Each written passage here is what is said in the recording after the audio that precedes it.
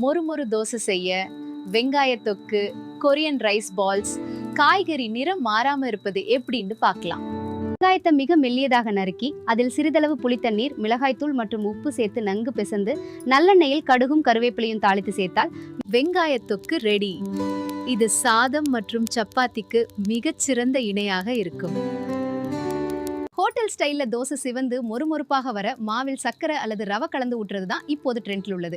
இது தோசைக்கு நல்ல பொன்னிறத்தையும் கிரிப்ஸையும் தரும். மிச்சமான சாதத்துல சுவையான கொரியன் ரைஸ் பால்ஸ் செய்யலாம். அங்க பொடியாக நறுக்கிய காய்கறிகள், சோள மாவு மற்றும் சீஸ் சேர்த்து சிறு உருண்டைகளா பிடித்து எண்ணெயில் பொரித்தெடுங்கள். Korean rice balls ready.